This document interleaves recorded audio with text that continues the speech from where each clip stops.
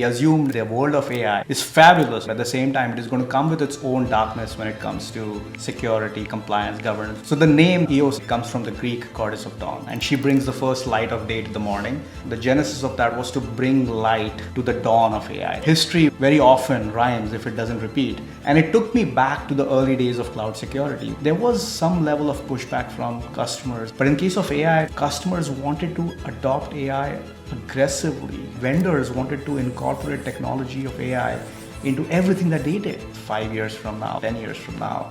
The two biggest tectonic shifts are artificial intelligence AI and post-quantum. And AppViewX, with its amazing technology with machine identity security combined with post-quantum cryptography and PKI, actually helps the EOS story scale up so much faster. How's the positioning of AppViewX going to evolve to compete in an increasingly very competitive market? That's a great question.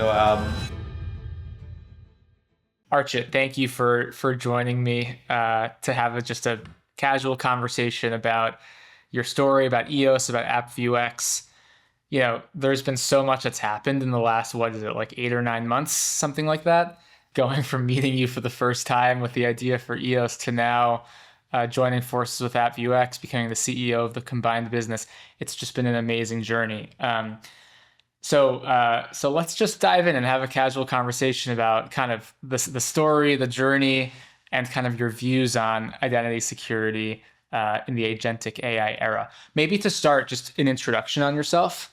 Definitely. Just talk about kind of your background, experience, and then we'll kind of dive in. Sounds great, Tobias. And by the way, it's great to see you here, as always, in San Francisco in this beautiful weather. Yeah. Always a pleasure to be speaking with you, collaborating with you, debating with you. We've had a great partnership for the last few months, and I'm excited to keep it going. Very quickly, again, for folks who might be seeing me for the first time, my name is Archit Lohokare, and now I'm the CEO of AppViewX.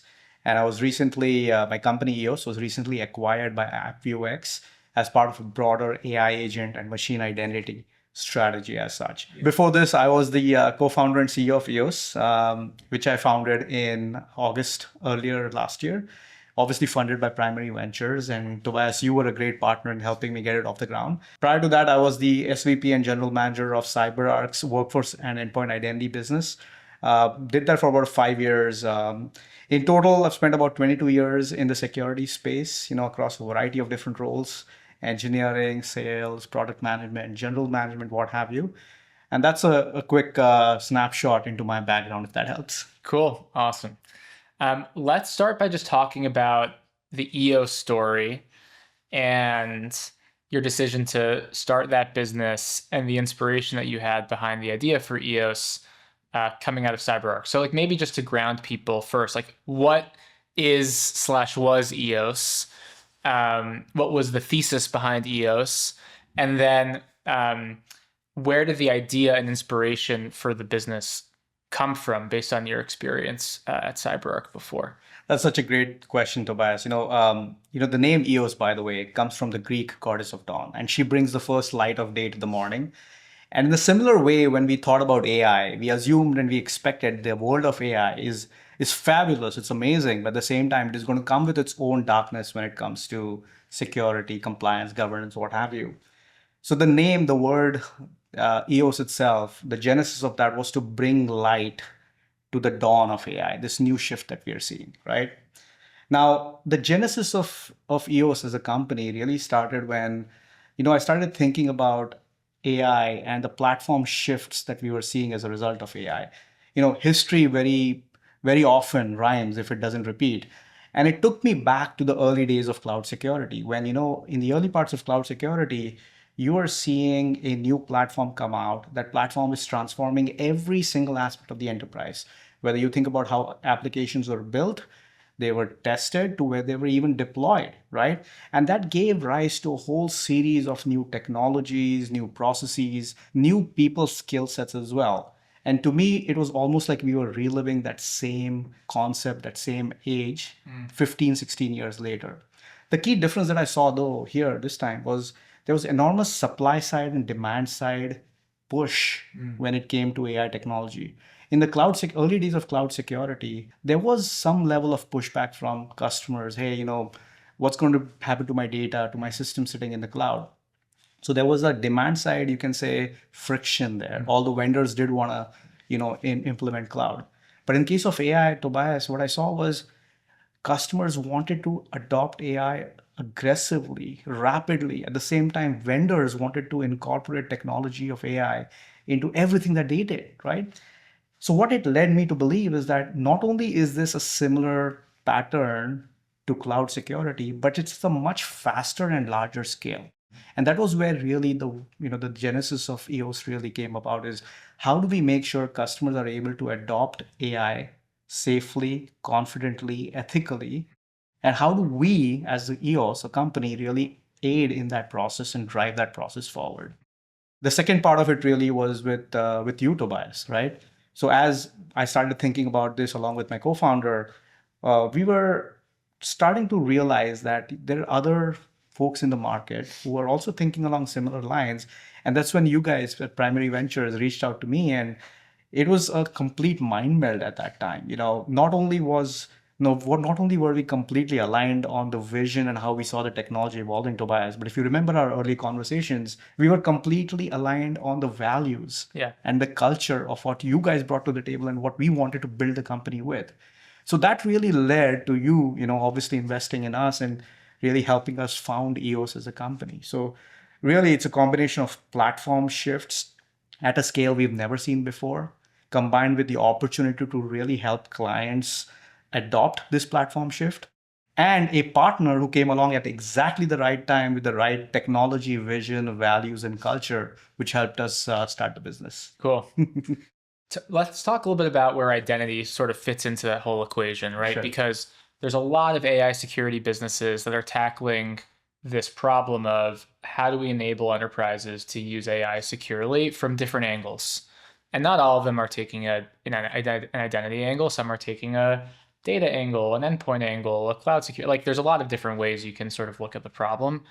Obviously, you were at CyberArk and I adapted before that, and so had a sort of deep background in identity security specifically. But why is it that you think identity is the ultimate control plane for AI security in the agentic era? Like why does identity play such a big role, and why did you build the business around identity specifically?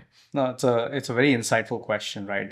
There's an old adage in the world of security and maybe even identity, that identity is the final or the only perimeter, and it comes from this an old concept, a very established concept, that in security you have to adopt and assume breach mindset. It means basically, very simply, that to secure a system, you have to assume that the attackers are already in.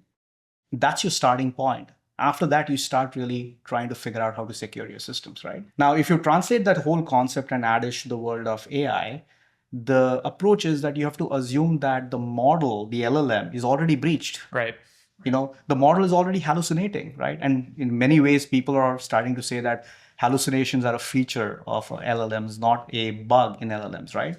It means that your agent, which is using your, the model, the LLM as the brain, is going to make mistakes in what it does, what it's expected to do. It's going to deviate away from its goals every now and then, either because of a malicious attack or it could be just hallucination, right? And again, in that world, identity becomes the final parameter. You have to know who exactly the agent is, what is the agent, what constitutes the agent's unique identity, and you have to be able to understand what are the actions and accesses it's performing. Right. That's the first step. You have to be able to govern the agent itself. Again, understanding the identity of the agent, really making sure you understand what it's accessing and when, the lineage of the identity of the agent as it accesses all of this. And the second part is the indeterministic aspect of the model itself, right? The model enables the agent to sometimes act indeterministically, and you have to have the ability to add determinism in certain actions. And that's where the privileged access control of the agents comes into the picture. So if you think about how identity is such an important part of it, it's really because identity is at the root of the governance problem that is required to be solved, and is at the root of the privileged access control problem that is required to be solved in the world of AI agents. Yeah.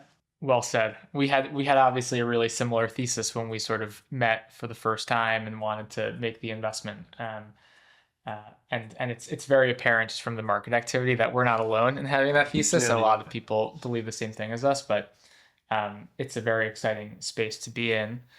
Um, so what's your point of view kind of on existing players? Like obviously you came from CyberArk. You know, you could have said, hey, like let me try to do this at CyberArk, but instead you said we need to build a new business. Um, I'm curious sort of why you think this is a net new category as opposed to something that perhaps existing, you know, PAM or IAM businesses are going to do themselves. Sure. You know, at the end of the day, the way I look at AI agents is that they are a brand new constituency or a new class of identities in the organization, right? Yeah. And what I mean by that is in the old world, you had humans. And when you think about humans, you have different types of humans in the company. You have your employees, you have your contractors, you have your, privileged IT individuals, if I may call them that. You have gig workers, you have customers, end customers are accessing your systems. Similarly, in the world of machines, you have machines like, for example, microservices, you have servers, you have endpoints, right? So that there's enormous amount of diversity within these two existing constituencies and classes. And AI agents, to me, has to be elevated, is actually a third new class and constituency, because you're going to see that diversity in AI agents too. You're going to see SaaS agents, you're going to see endpoint agents, you're going to absolutely see bespoke agents deployed in public cloud infrastructure, right? If you've heard of the OpenClaw story that happened on the endpoints, you're going to see that diversity combined with the security risks that come with that, right? So now when you translate that back to your question on, what is the right platform and how do you build that? I think the first point that comes to my mind is you have to have a focus. When you're dealing with a diverse constituency like AI agents, you have to have focus that you go out to build this new platform with. The second thing is to understand the differences between this new class versus the other classes of identities.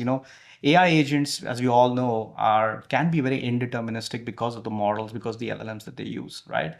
But at the same time, they operate at machine scale with the ephemerality of machines, right? So they're not really the same as humans. They're not really the same as machines. So when you think about this, the traditional platforms, which largely have been built for humans and machines, don't necessarily translate one-to-one into this new platform for AI agents. And that's where the thesis and genesis of EOS came about, is to go after this very unique new problem. You need a very definitive specialized platform that actually solves this problem at scale of machines with the level of indeterminism that comes with humans, but for its own use cases, for its own specific nuances. That's where the story comes from. Makes complete sense. Let's transition a little bit. Sure. And talk about this next phase in the future. We've been kind of talking about the past of EOS, but there's a lot of exciting new developments with the business. Obviously, the business was acquired by AppViewX. You're stepping into the CEO role of that new combined business. Talk to us about what was so compelling to you about that opportunity and where you see the combined platform going. This is probably one of the most exciting parts of my journey over the last 7-8 months. AppViewX, as you know, is the leader in machine identity security, and it has really innovated and in many ways created the certificate lifecycle management, public key infrastructure categories as well, right? And it's also exciting to see how AppViewX is continuing to innovate in the world of post-quantum cryptography, right? Now, the reason why I call that out specifically is because when you look at what's going to happen in the next 5 years from now, 10 years from now, the two biggest tectonic shifts, Tobias, that I see are artificial intelligence, AI, and post-quantum, right? And AppViewX, with its amazing technology, with machine identity security, certificates being a large part of it, combined with post-quantum cryptography and PKI, actually helps the EOS story scale up so much faster. Certificates, tokens, what have you, are the future of how AI agents are going to authenticate and be authorized to do certain actions, to access systems data, what have you, right? So there's a natural alignment between what AppViewX does with machine identity security and EOS did with AI agent identity security. That's the first part of it. The second part of it is AppViewX is at scale already. We have an incredible engine that is helping reach out to clients, get our messaging across, and then scale the business up even further. and taking what we've built at EOS with AI agents and synergizing that with the platform, with the AppViewX platform, and then leveraging the go-to-market engine of AppViewX helps us scale the business so much faster and so much exponentially when it comes to the AI agent part of it as well, right? And this is the opportunity and the time for scaling the business up.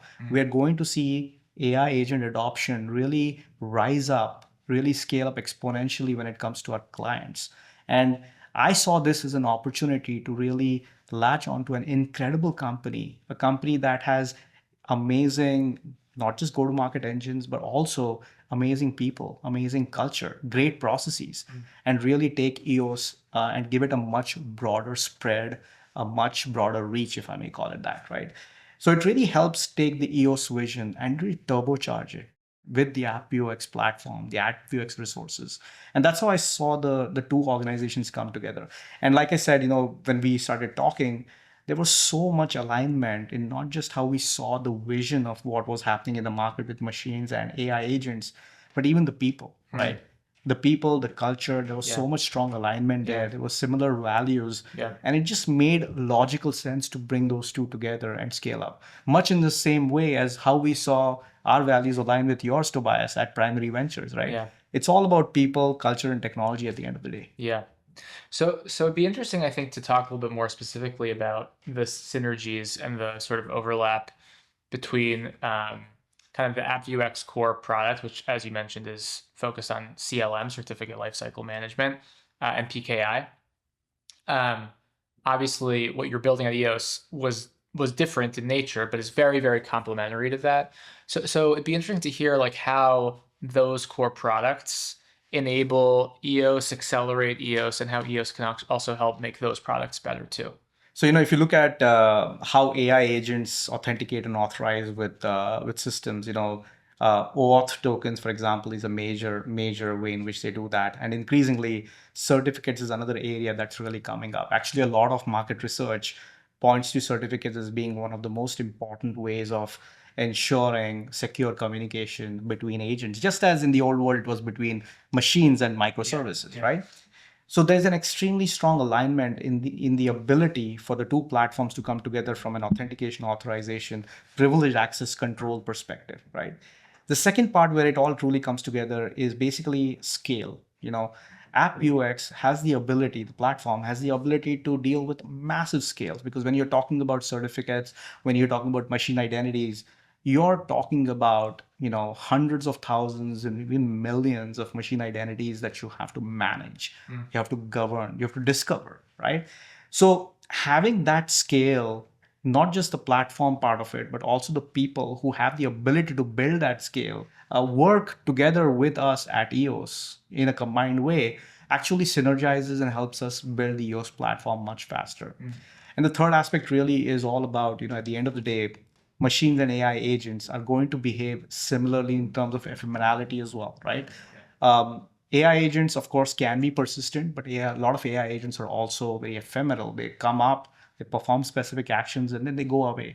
So again, there's a lot of alignment between the way they operate. So when you think about the combined platform, the scale, the resilience of the platform is extremely aligned. It's requiring similar capabilities.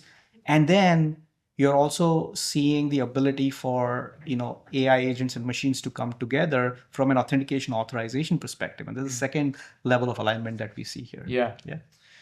So the AI security market, and in particular the AI security market as it pertains to identity, access, permissions, has become really hot and competitive over the last really like 12 months, I would say.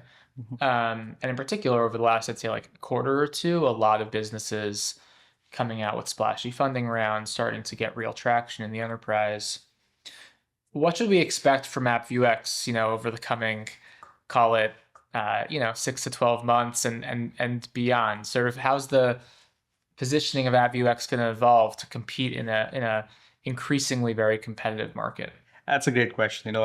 You're absolutely right. There's been a lot of splashes, if I may call that, in the world of AI security and identity security as a whole. But when you think about us at AppViewX, we believe ourselves to be, we are very different in the ways that we are already ingrained in the market. We have an established presence. Right. We have over 400 customers today, right? Right. So in many ways, Tobias, the way I would say it is that we don't really view a lot of them as pure competition. Right. What we do see them as is a way of kind of expanding, accelerating our innovation itself, right?